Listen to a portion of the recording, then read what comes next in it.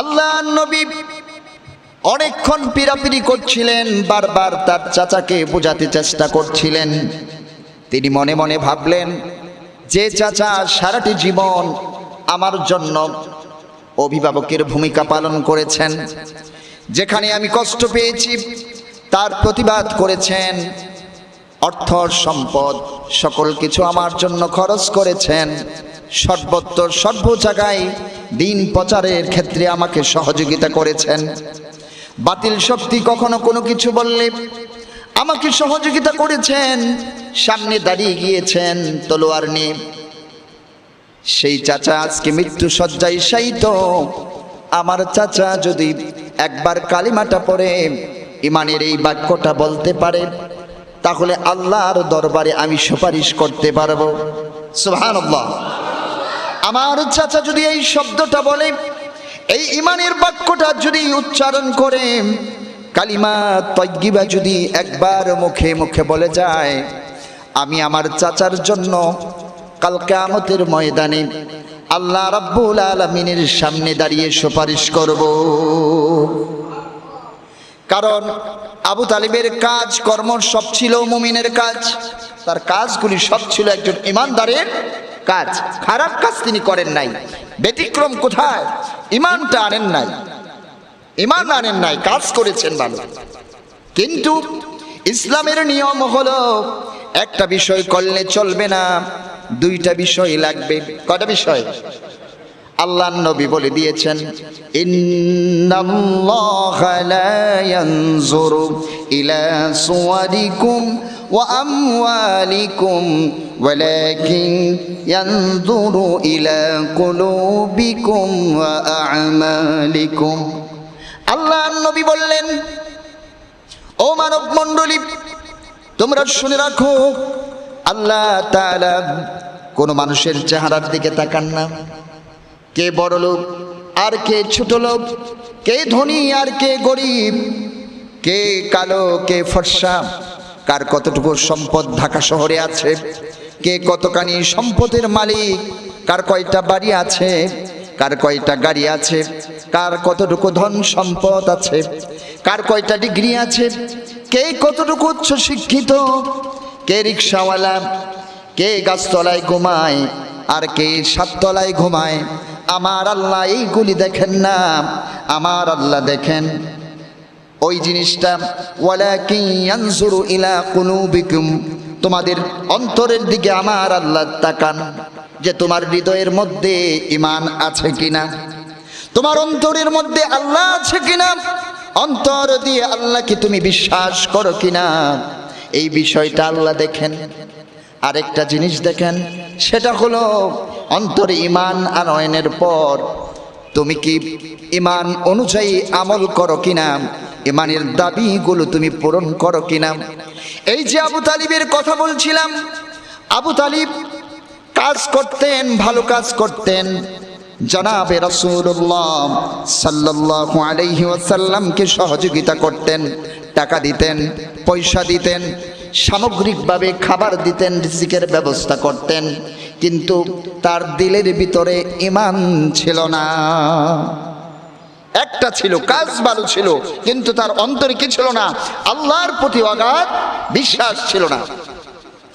এজন্য কানের কাছে যে বারবার পীড়াপিড়ি করলেন, ইয়া আম্মি, হে আমার চাচা, আপনি শুধু একবার পড়ুন কালিমা তাইয়্যিবা, লা ইলাহা ইল্লাল্লাহ, এই শব্দটা একবার পড়ুন, কাল কিয়ামতের ময়দানে মাহশারে আমি আল্লাহর দরবারে আপনার জন্য সুপারিশ করব।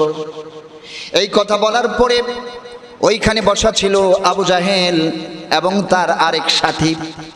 কানের কাছে যে আবু তালিবকে বলল, ও আবু তালিব, তোমার ভাতিজার কথায় তুমি তোমার ধর্মকে ত্যাগ করবা না, আব্দুল মুত্তালিবের ধর্ম তুমি ত্যাগ করবা না।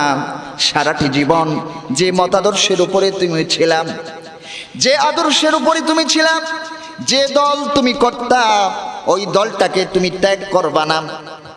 সারাটা জীবন যে দলটা তুমি করে এসেছ, যে আদর্শ তুমি লালন করেছ, যেটা তুমি বুকে ধারণ করেছ, এটা তুমি আজকে ত্যাগ করবা না। আজকে যদি তুমি এটা ত্যাগ করো তাহলে মক্কার মানুষরা বলবে আবু তালিব কাপুরুষ ছিল, ওই মুহাম্মদ তার ভাতিজার কথায় সে তার নিজ ধর্ম ত্যাগ করেছে। এই কথা যখন আবু জাহেল বলল, এই কথা শোনার পরে মৃত্যুক্ষণ আরো কাছে চলে আসলো। আবু তালিব বলল, আমি আমার বাপ দাদার ধর্মের উপরই রয়ে গেলাম। এই কথা বলে মৃত্যুর কোলে ঢলে পড়ল। কিন্তু মুহাম্মদ সাল্লাল্লাহু আলাইহি ওয়াসাল্লামকে আবু তালিব এমন সহযোগিতা করেছেন, এমন সাহায্য করেছেন, আমার নবী তার চাচা মারা যাওয়ার পরেও তাকে ভুলতে পারছিলেন না। বারবার বলছিলেন, ইয়া রাব্বাল আলামিন, আমার চাচা কালিমা পড়তে পারে নাই, তারপরেও আমি আমার চাচার জন্য দোয়া করে যাব, আপনার কাছে মাগফিরাতে কামনা করব, যেন আমার চাচা ক্ষমা পায়। এজন্য আমি দোয়া করতে থাকব যতক্ষণ পর্যন্ত না আমাকে নিষেধ করা হয়। আমি দোয়া করেই যাব আমার চাচার জন্য। এমন সময় আরশে আজিম থেকে আমার আল্লাহ আয়াত নাজিল করে দিলেন, মা কানা লিন-নাবিয়্যি ওয়াল্লাযীনা আমানু আন ইস্তাগফিরু লিল-মুশরিকিন ওয়ালাউ কানু উলি কুরবা মিন বা'দি মা তাবায়্যানা লাহুম আন্নাহুম আসহাবুল জাহিম। এটা কোনো নবীর শান নয়, এটা কোনো ইমানদারদেরও শান হতে পারে না। ইমানদাররা এবং নবীরা কখনো মুশরিকের জন্য মাগফিরাত কামনা করতে পারে না, কোনো মুশরিকের জন্য এই দোয়া করতে পারে না। এই কথা বলে আল্লাহ রাব্বুল আলামিন আয়াত নাজিল করে দিলেন। কিন্তু আল্লাহর রাসূল দোয়া করছিলেন, মনটা খুব কষ্টে ভরে গেল। আল্লাহ আয়াত নাজিল করে দিলেন, আরেকটি আয়াত নাজিল করে দিলেন। আল্লাহ তাআলা একটু ধমকের সুরে বললেন, ইন্নাকা লা তাহদি মান আহবাবতা ওয়ালাকিন্নাল্লাহা ইয়াহদি মান ইয়াশা।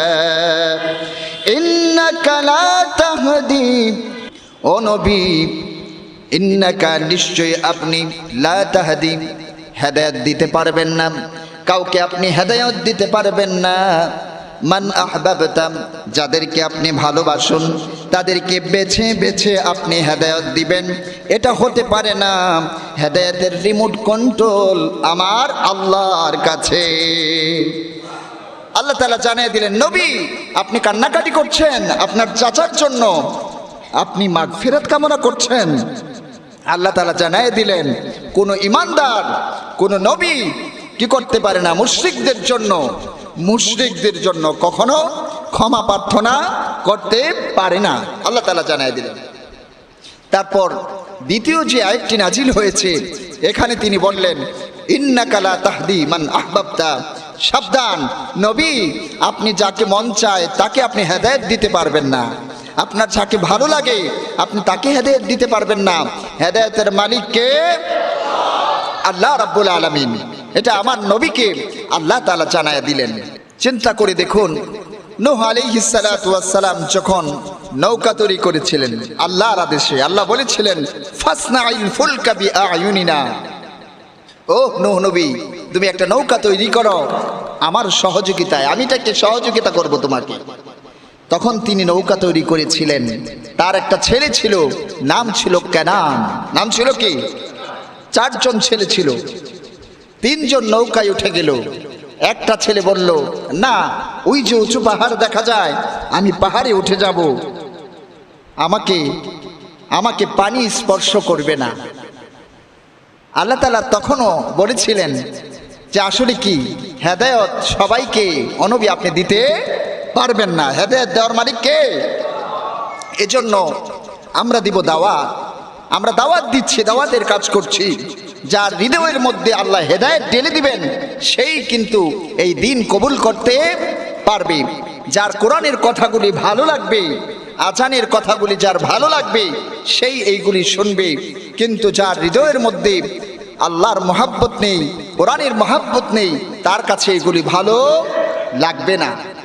তার কাছে গান ভালো লাগবে, তার কাছে বাজনা ভালো লাগবে, তার কাছে আরো নানা রকমের অশ্লীল নৃত্য ভালো লাগবে, কিন্তু ইসলামিক এই কৃষ্টি কালচার তার হৃদয়ে ভালো লাগবে না। মোহতারাম হাজিরিন, তো এই জন্য বললাম যে শুধু যদি আপনি বলেন যে আমি ঈমান এনেছি, আবু তালিব কিন্তু ঈমান আনে নাই, কিন্তু কাজ করেছিলেন আমলে সালেহ যেটাকে বলা হয় সেটা তিনি করেছিলেন, ভালো কাজ করেছিলেন, কিন্তু ঈমান আনেন নাই। আমরা কি করেছি? আমরা কিন্তু ঈমান এনেছি, অনেকে এনেছি উত্তরাধিকার সূত্রে, প্রকৃত মুমিন নয় আমরা। আমার বাবা মুসলমান ছিলেন, আমার দাদা মুসলমান ছিলেন, আমরাও মুসলমান, কথা ঠিক কিনা? আমরা কিন্তু প্রকৃত মুসলমান এখন পর্যন্ত অনেকে হতে পারি নাই। মুআজ্জাজ হাজিরিন, আমি বলবো যে আমাদেরকে প্রকৃত মুসলমান হতে হবে। এই নামদারি মুসলমান দিয়া আপনি কিন্তু জান্নাতের বারান্দাও যেতে পারবেন না। আপনাকে প্রকৃত মুসলমান হতে হবে। প্রকৃত মুসলমান আমরা কিভাবে হব? আবু তালিবের কথা বললাম যে তার ঈমান ছিল না, আমল ছিল। আল্লাহ তাআলা কোরআনে বলেছেন, রাসূলের হাদিস আমি আগেই বলেছি যে ইন্নাল্লাযীনা আমানু ওয়া আমিলুস সালিহাতি উলাইকা আসহাবুল জান্নাহ হুম ফিহা খালিদুন। যারা ঈমান আনলো এবং আমলে সালেহ করলো, আল্লাহ তাআলা তাদেরকে এমন জান্নাত দিবেন যে জান্নাত থেকে আর তারা কোনোদিন বের হবে না। এই দুইটা কাজ লাগবে, এই দুইটা কাজ ছাড়া আপনি কখনো জান্নাতে যেতে পারবেন না। যদি একটা কাজ করেন যে আমি অন্যের হক মারি না, আমি কারো গীবত করি না, আমি কাউকে কষ্ট দেই না, আবার আমি নামাজও পড়ি না, ঈমানও আনি না, তাহলে এই ভালো কাজের কোনো মূল্য আল্লাহর কাছে নেই।